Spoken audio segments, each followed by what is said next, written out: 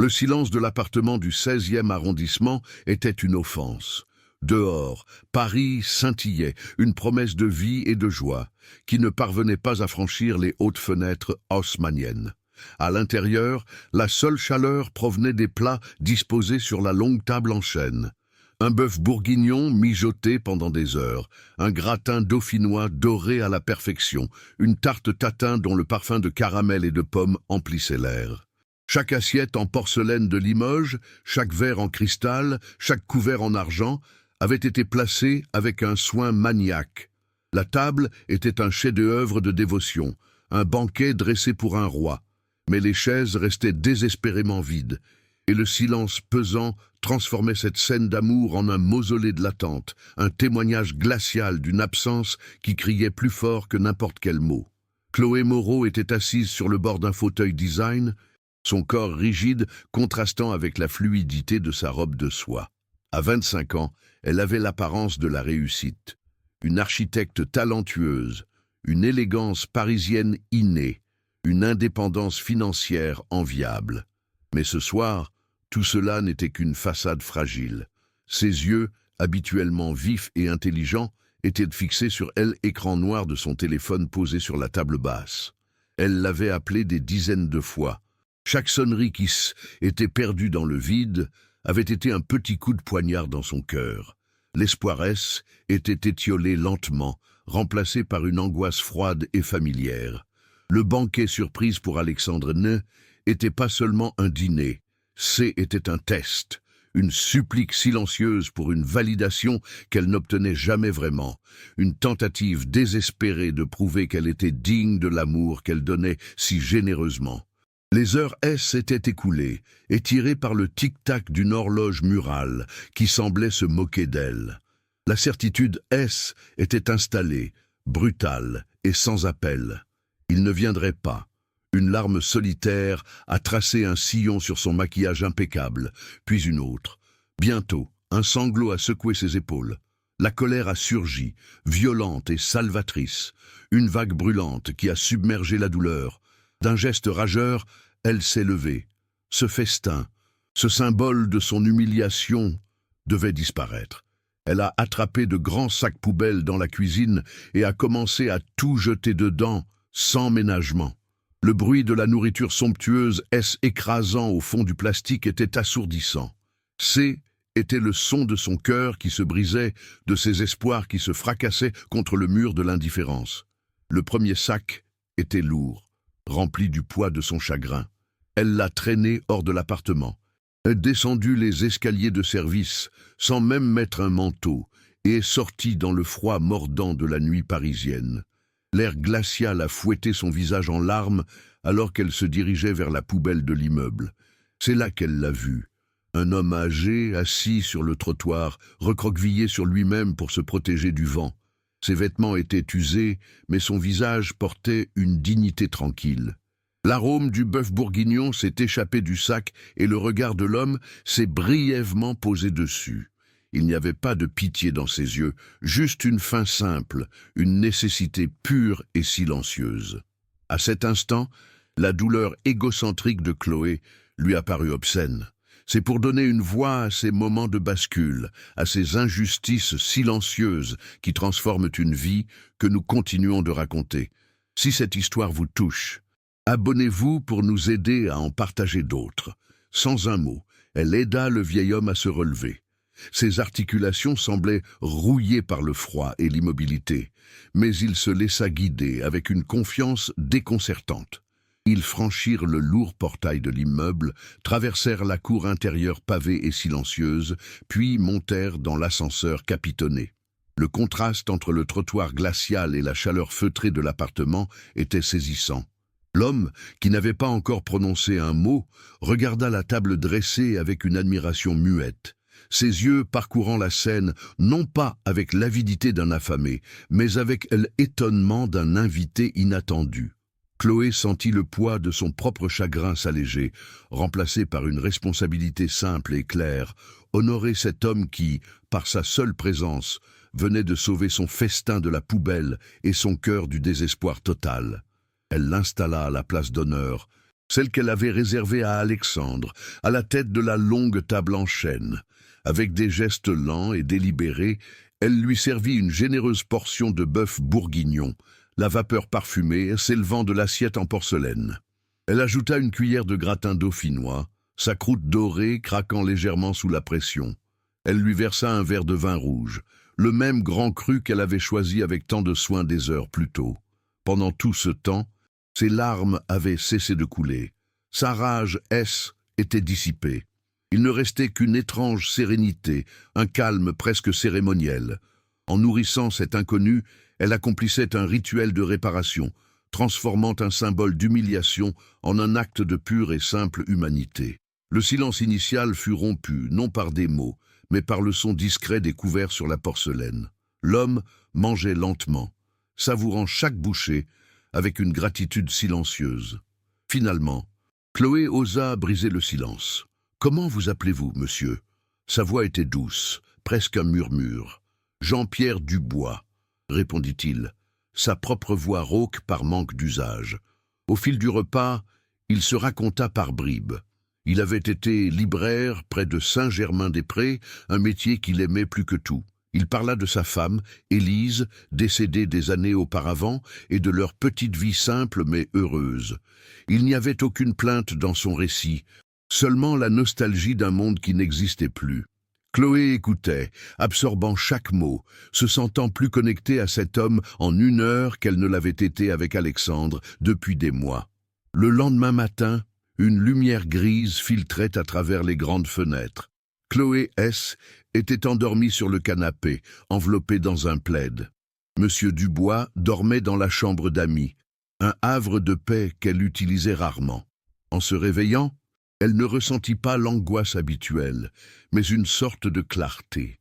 Les restes du dîner sur la table ne lui apparaissaient plus comme les débris d'un naufrage sentimental, mais comme les témoins d'une rencontre improbable. Un léger toussotement provenant de la chambre l'attira de ses pensées. Une inquiétude nouvelle, concrète et dépourvue d'apitoiement, s'installa en elle. Ce haine était plus l'inquiétude pour un amour non partagé, mais une préoccupation authentique pour le bien-être d'un autre être humain. La sonnette retentit avec une arrogance qui ne pouvait appartenir qu'à une seule personne. Alexandre se tenait sur le seuil, un bouquet de pivoine à la main et un sourire de pardon répété devant le miroir. Il entra sans attendre d'y être invité, débitant une excuse vague sur une réunion qui était éternisée et une batterie de téléphone à plat.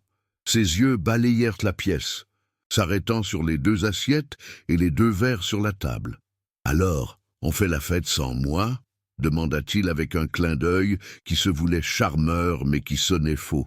Il n'avait aucune idée de la tempête qui était abattue sur cet appartement, ni du changement tectonique qui s'était opéré dans le cœur de Chloé.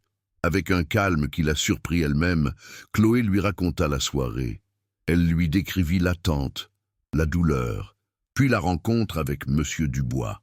Le visage d'Alexandre passa de l'incompréhension à une incrédulité méprisante. « Attends, tu veux dire que tu as fait monter un clochard ici, dans mon appartement ?» La possessivité dans sa voix la frappa. « Mais tu es complètement inconsciente, Chloé. C'est dégoûtant et dangereux. Imagine s'il te vole quelque chose, ou pire. » Chaque mot était une gifle, non pas pour elle, mais pour l'acte de bonté qu'elle avait posé. Il ne voyait pas un homme, il voyait une menace, une salissure. Le fossé entre leurs 2 mondes venait de devenir un abîme infranchissable. Parfois, la plus grande cruauté n'est pas un geste, mais un mot qui rabaisse un acte de compassion. C'est pour donner une voix à ces moments que votre soutien est si précieux. Abonnez-vous pour nous aider à continuer ce combat. Leur confrontation fut interrompue par la sonnerie stridente de l'interphone. Et était la gardienne de l'immeuble, Madame Perrin, dont la voix était chargée d'une réprobation à peine voilée. Elle informait Chloé que plusieurs voisins étaient pleins.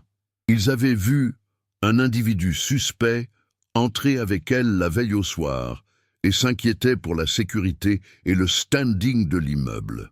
La pression extérieure s'ajoutait à l'attaque personnelle d'Alexandre. Chloé se sentit prise au piège. jugée par une communauté dont elle avait toujours cherché l'approbation silencieuse.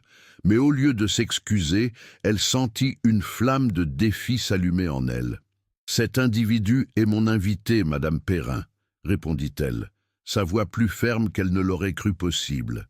Peu de temps après, son téléphone se mit à vibrer. C étaient ses amis, probablement alertés par un Alexandre vexé. Leur réaction, bien que plus douce, reflétait la même incompréhension. « Chloé, tu es sûre que c'est prudent ?» demanda l'une. « On ne sait jamais sur qui on peut tomber. Tu devrais faire attention » conseilla l'autre. Leurs voix, habituellement réconfortantes, sonnaient désormais comme des échos de la société bien pensante, une société qui préférait l'indifférence confortable à l'empathie risquée. Elle était seule, complètement seule dans sa décision. Le monde qu'elle avait construit, basé sur des apparences et des conventions, était en train de se fissurer, révélant la solitude profonde qui se cachait sous la surface de sa vie parfaite.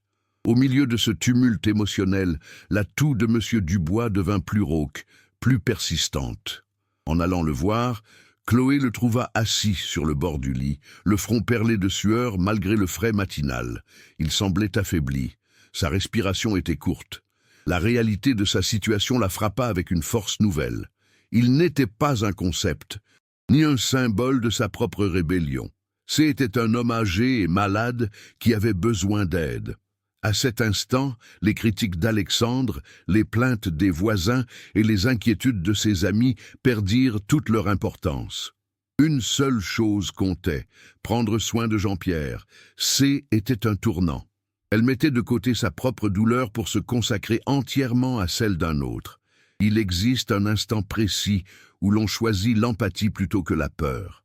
Si vous croyez en la puissance de ces choix, votre abonnement nous donne la force de raconter d'autres histoires, comme celle-ci. Commence alors une bataille épuisante contre le mur de l'administration française. Tenter d'obtenir un rendez-vous médical pour une personne sans domicile fixe et sans carte vitale relevait du parcours du combattant. Chloé passa des journées entières au téléphone, se heurtant à des secrétaires médicales impatientes, des systèmes automatisés kafkaïens et des listes d'attente interminables. Elle découvrit le jargon de l'aide sociale, les acronymes des différentes organisations, les formulaires à remplir en triple exemplaire. Chaque nom bureaucratique, chaque porte qui se fermait, ne faisait qu'attiser sa détermination. Cet architecte, habitué à concevoir des espaces clairs et fonctionnels, se retrouvait plongé dans un labyrinthe conçu pour décourager les plus vulnérables.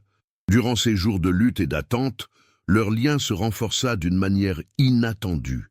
Assis dans les salles d'attente impersonnelles des centres sociaux ou tard le soir dans le silence de l'appartement, ils se parlaient à cœur ouvert. Jean-Pierre lui raconta la spirale infernale, la maladie qui avait englouti ses économies, la perte de sa librairie, puis de son petit appartement, et enfin la honte. Ce poison qui l'avait empêché de demander de l'aide avant qu'il ne soit trop tard. En retour, Chloé lui confia ses propres failles, son besoin maladif de validation, le vide existentiel que ni sa carrière ni son argent ne parvenaient à combler, et ce sentiment constant d'être une actrice dans le décor de sa propre vie. Un soir, après une journée particulièrement décourageante passée à naviguer entre les services d'urgence et les assistantes sociales, ils étaient assis dans le salon. Chloé venait de préparer une tisane. Monsieur Dubois tenait la tasse chaude entre ses mains tremblantes et la regarda avec une profondeur qui la désarma. « Vous avez un cœur immense, mademoiselle Chloé » dit-il simplement, sa voix empreinte d'une sincérité absolue. « Ne laissez jamais personne vous persuader du contraire. » Cette simple phrase, prononcée par un homme qui n'avait rien à gagner et tout à perdre, eut sur elle un impact plus profond que toutes les déclarations enflammées d'Alexandre. Pour la première fois, quelqu'un ne regardait pas ce qu'elle possédait ou ce qu'elle représentait, mais voyait simplement qui elle était. Ce fut Alexandre qui revint, quelques jours plus tard, poussé par un instinct de propriétaire sentant son bien lui échapper. Il la trouva changée. La fébrilité anxieuse qui habitait ses gestes avait disparu, remplacée par une assurance tranquille qu'il ne lui connaissait pas. Elle ne cherchait plus son regard pour y trouver une approbation.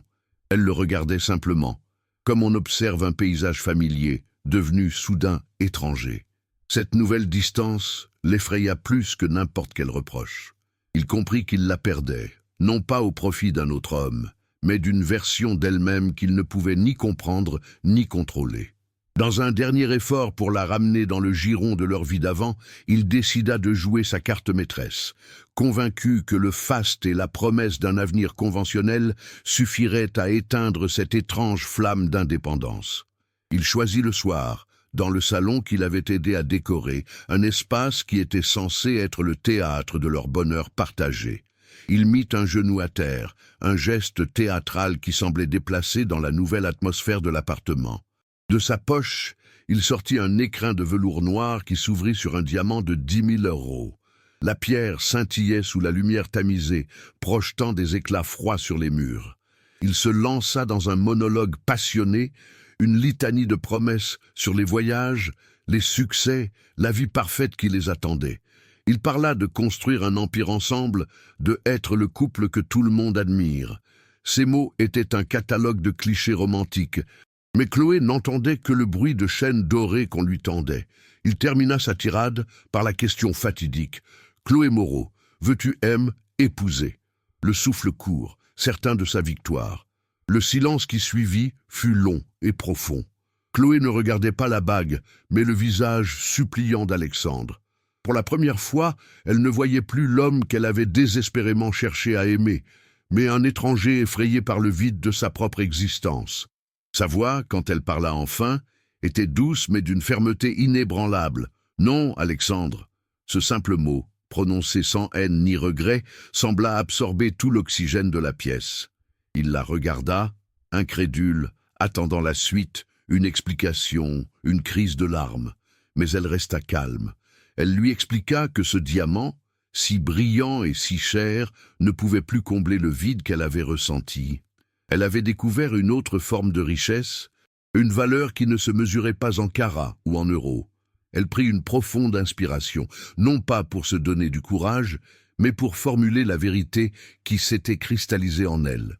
Cette nuit-là, j'ai passé des heures à préparer une table pour quelqu'un qui me laissait affamé d'affection, et j'ai fini par nourrir celui qui m'a appris ce qu'était la vraie faim. Chaque mot était pesé, chargé de l'expérience des derniers jours. Elle continua, son regard ne le quittant pas, mais le traversant presque, comme si elle s'adressait à la femme qu'elle avait été. « J'ai compris que le problème, haine, était pas que tu ne venais pas, mais que je t'attendais. Cette place à table n'est plus vide, Alexandre.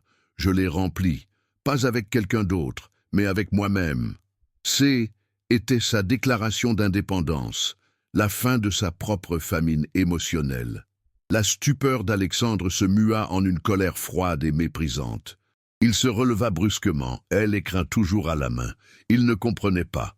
Pour lui, elle venait de rejeter le bonheur, la sécurité, la logique même. « Tu es devenue folle », siffla-t-il. « Tu préfères la compagnie d'un vieux débris à une vie avec moi ?» Ces insultes ne l'atteignirent pas. Elles étaient les derniers soubresauts d'un pouvoir qui s'éteignait. Il jeta un regard dégoûté en direction de la chambre d'amis où reposait Jean-Pierre, puis se dirigea vers la porte. Il la claqua derrière lui, un son violent qui aurait autrefois brisé le cœur de Chloé. Mais ce soir, le bruit de cette porte marqua la fin d'un chapitre et le début d'un silence nouveau. Un silence non plus empli d'attente, mais de paix et de promesses infinies. Après son départ, le silence qui s'installa dans l'appartement n'avait rien de commun avec celui, lourd et angoissant, de la nuit du banquet. Était un silence plein, serein. Un espace vide, enfin prêt à être rempli par quelque chose de nouveau. Chloé ne perdit pas un instant à pleurer sur les débris de sa relation passée. Toute son énergie, autrefois gaspillée à anticiper les désirs d'un autre, fut redirigée vers un objectif clair et tangible. Offrir à Jean-Pierre la stabilité qu'on lui avait arrachée. Elle mobilisa ses compétences d'architecte, non pas pour dessiner des murs, mais pour abattre ceux de la bureaucratie. Elle passa des jours à cartographier les aides sociales, à contacter des associations et à utiliser son réseau pour trouver un petit studio décent et meublé. Elle ne combattait plus des fantômes, mais des formulaires. Chaque petite victoire administrative était une pierre de plus à l'édifice de sa propre reconstruction. L'idée germa au cours de ces journées intenses, une évidence née de l'absurdité de sa propre histoire. Elle repensait à ce festin somptueux destiné à la poubelle, à cette abondance qui côtoyait le dénuement le plus total sur le même trottoir. Elle décida de transformer cette prise de conscience en action. C'est ainsi que naquit le projet Le banquet solidaire. Le concept était d'une simplicité désarmante, créer un pont entre les surplus alimentaires des restaurants et traiteurs de luxe parisiens et les personnes en situation de précarité. Son esprit d'architecte, habitué à construire des liens entre le besoin et la solution, s'attela à la logistique. Jean-Pierre, désormais installé dans son propre chez lui et suivant un traitement régulier, devint le premier conseiller du projet. Son expérience de la rue apportant une perspective inestimable que Chloé n'aurait jamais pu imaginer seule. L'appartement du 16e arrondissement subit une transformation radicale. Le salon design, autrefois théâtre de son attente solitaire, devint le quartier général animé du banquet solidaire. L'immense table en chêne, témoin de son humiliation, était désormais recouverte de cartes de Paris, de listes de bénévoles et de planning de distribution. Les rires et les conversations animées avaient remplacé le silence glacial. Le soir, des effluves de plats gastronomiques variés emplissaient à nouveau les lieux, non plus pour séduire un seul homme, mais pour être soigneusement emballés dans des contenants qui seraient distribués avec dignité à des centaines de personnes.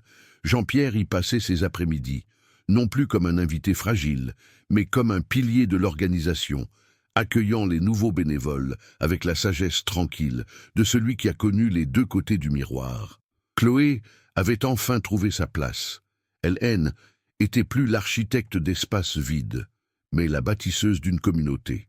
Sa richesse ne se mesurait plus en mètres carrés ou en carats, mais en repas chauds, distribués et en sourires échangés. Elle avait compris que le véritable amour ne consistait pas à attendre d'être rempli, mais à partager le trop-plein de son propre cœur.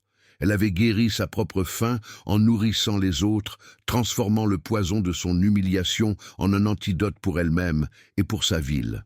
C'est pour donner une voix à ces transformations silencieuses que nous existons. Si ces histoires vous rappellent que même la plus profonde des douleurs peut devenir une source de lumière, abonnez-vous pour nous aider à continuer de les partager.